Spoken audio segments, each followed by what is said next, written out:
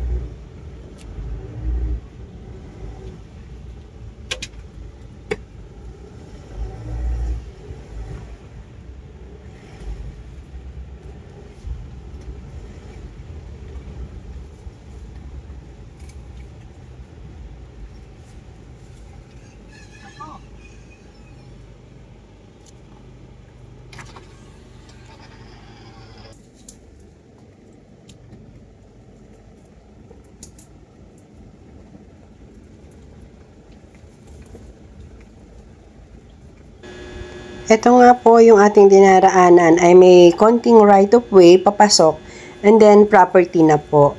So yan po yung 1 hectare.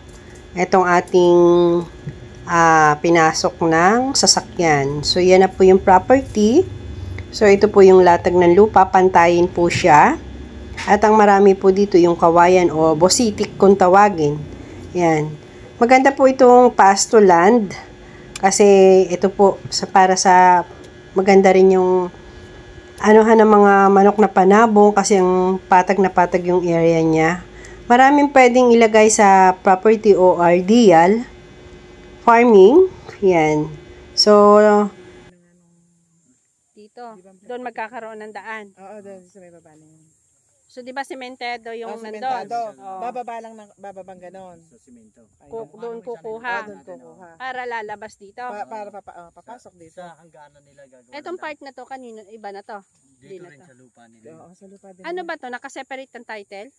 Ngayon, segregated na ba? Inano na sila, sinubdivide na nila. Subdivide. Nakasubdivide na sila. Pero hindi pa lumalabas yung siyempre kakasubdivide lang.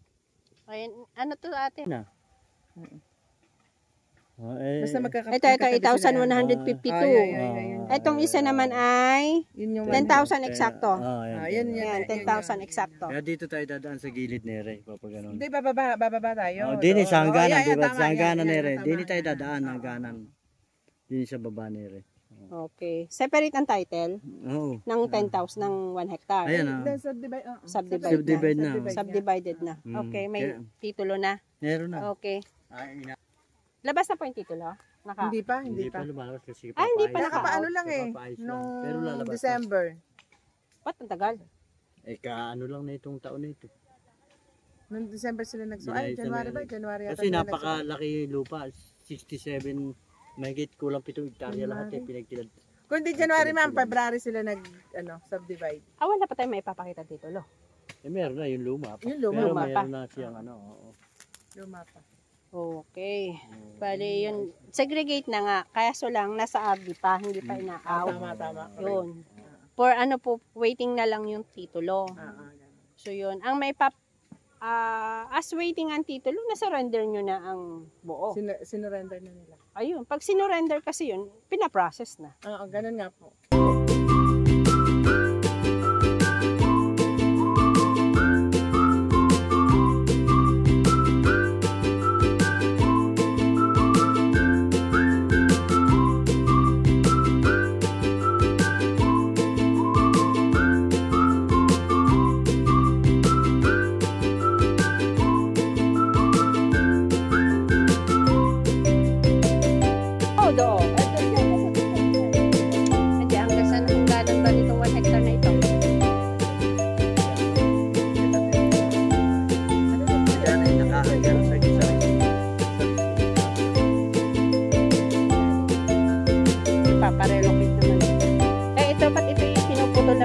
yan.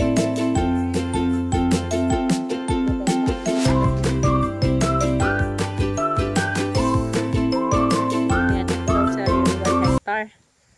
Na, tsaka yung naka-separate din yung 8,000 kaya 1.8 parehas binibenta.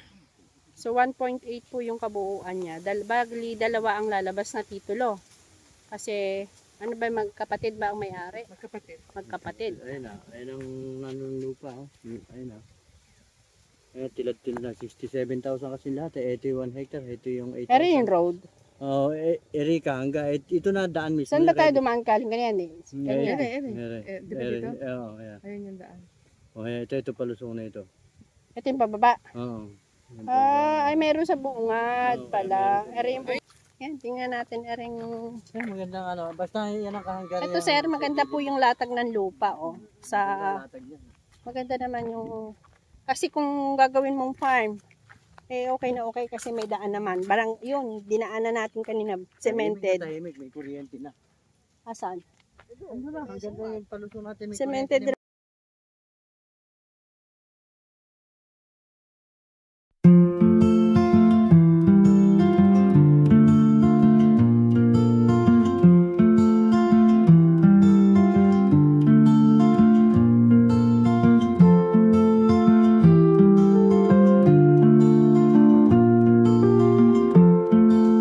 Yung ating 1 hectare tapos papunta pa doon yung 8,000 nakadugsong yung 8,000 pero magkaiba po yung seller at nasegregate na po ito.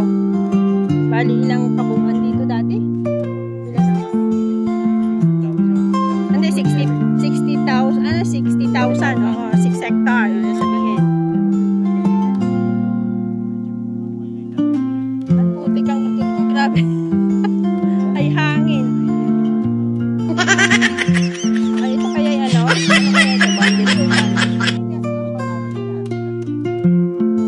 Oh, so hindi na ere kasama. Ay, hindi na kasama. Eh dito lang tayo nakaharap.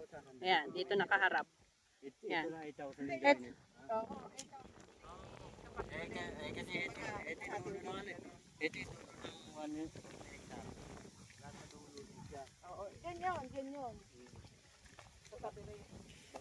Kawayanan siya pero pantayin ano? Pantay.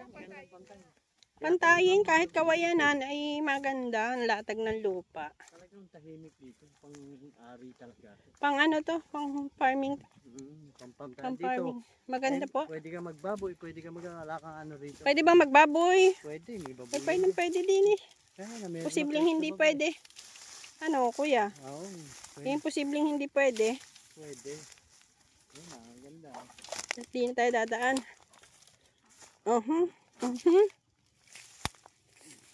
Baka madapa. Bagay, matigas pa naman tuhod.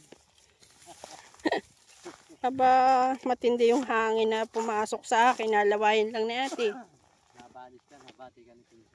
Oo. Halata niya ako kanina nung nagpapapahid ako sa tiyan ko eh. Oo. Namumukol yung Ha? tiyan mo kanina. Namumukol ang tiyan mo. Kaya baka ka nabalis eh. Ay, kaya yun. May bahay doon oh. Kabila na yan. Yan nakakahangga rin sa kabila. Oh. May muhon yun. Susundan yung muhon doon. Yun ang muna. Ito po yan sir, dito. Palinisin nga lang ito.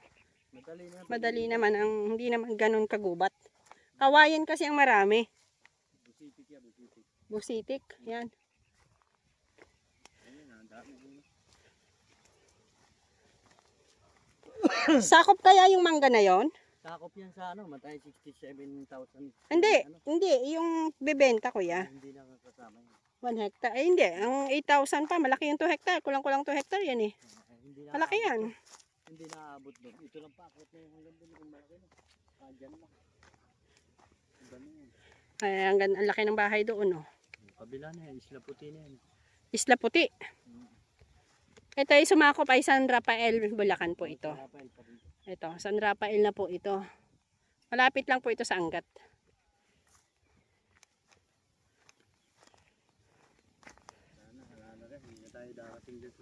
Ay, ang asa ng 8,000?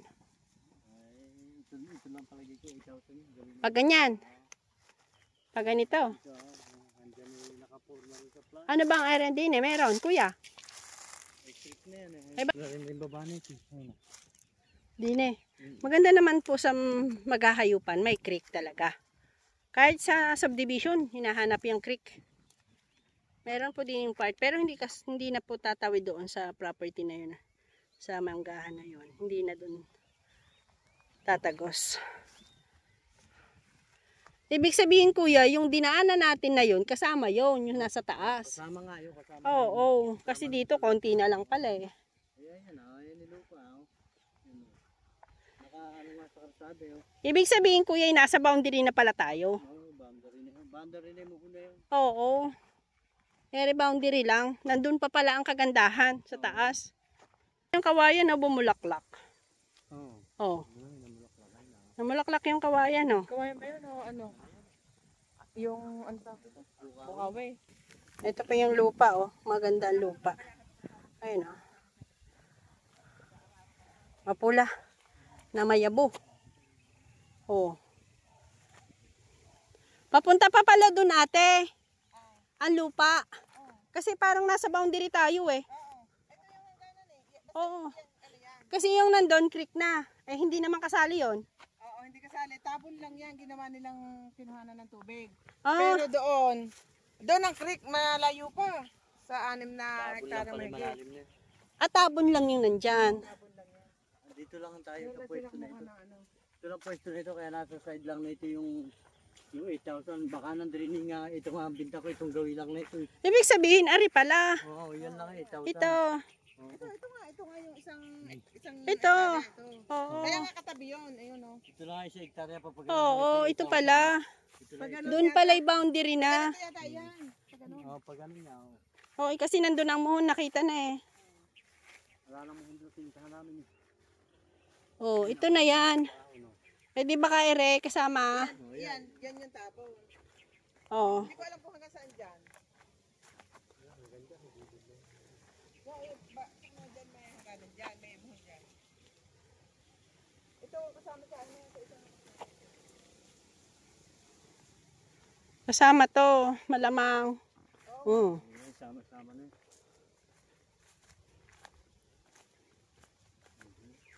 May taon pa dyan. May sitawan din eh. Marami kawayan, ano?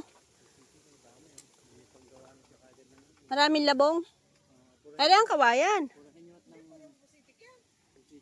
Ano ba yung busitik sa kawayan? di ba yung kawayan? Walang tinik yan ang kawayan. Ang busitit wala. Ah, maganda to ah. Kasi may kay Don Obitan, puro mga kawayan yata doon. Ano ere? Tubuhan? Ano ere? Yung mga pagkain ng baka ay ng owa. Napier. Napier yan, pagkain ng baka yan. Ere? Oh, Ah, napier. Yan pa, ganyan pala yon. napier. Tinanim talaga dyan yan. Oo nga. Ay maganda to. Eh, sa hayupan ng kay sir eh.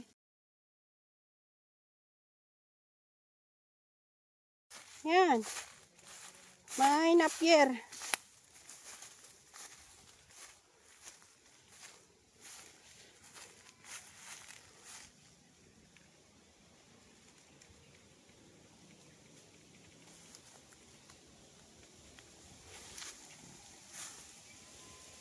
Yan, ito po yung bali 1.8 hectare po siya. Yan. Maganda to, sir. Maganda yung latag ng lupa niya. Maganda yung latag ng lupa, no? Pantayin. Pantayin na rin ko. Oo. Maganda. Maganda. Yung ting sa may pagkain na sinasabi ko rin, maganda rin yun. Sarap ng hangin dito, ah. Mas maganda pa rin doon sa ating Mas maganda sa tungkod doon. Oo. Abe, oo naman. Maganda na rin. Eh, sabi ko sa'yo eh, dito Mas maganda pa rin. ganda latag nito. Oo. Di gusto mo ipalwala mo na ikaw na bumili sa Naku pa, kung may pera baga ka. Labas mo na nakatago mo sa Yun yung nakita mong nagbigay ng lupa. Ngayon ang daan. Ah, ah. Yun yan. Yung isang may-ari. gusto mo pa paliparan ng drone. Bakit ka pa paliparan? Yan, ka-property, bali papalipan natin ngayon ng drone para makikita natin yung mga karatig lugar at view ng property na ito. So, sa aking pagsasite ocular nga po ay napakaganda ng property. More on 90% ang plat na area niya na lupa. So, dito po makikita natin kung mga karatig niya, kung ano ang mga meron. So, keep on watching and enjoy your watching mga ka-property. Please, don't skip my ads. Para po sa ating konting kinikita ay malaking bagay na po yun para sa akin. Thank you so much.